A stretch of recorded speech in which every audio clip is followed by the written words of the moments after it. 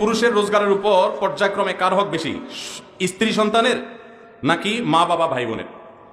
দেখুন, মা বাবার সাথে কারোর কোনো তুলনা চলে না হক আদায় করার ক্ষেত্রে। হক আদায় মানে শুধু টাকা পয়সা খরচ করা না। আল্লাহ এবং তার রাসূল সাল্লাল্লাহু আলাইহি সাল্লামের পর সর্বোচ্চ শ্রদ্ধা পাওয়ার হকদার, সর্বোচ্চ ভালোবাসার হকদার কে? মা এবং বাবা। মা বাবার চাইতে বেশি ভালোবাসা পাওয়ার হকদার পৃথিবীতে আর কেউ, শ্রদ্ধার হকদার আর কেউ।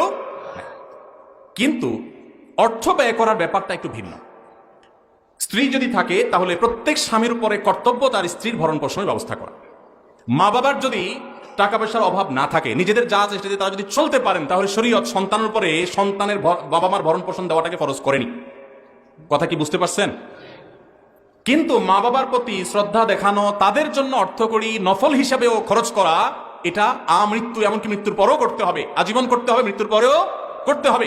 স্ত্রীর সাথে তো যতদিন বৈবাহিক সম্পর্ক থাকে ততদিন বৈবাহিক সম্পর্ক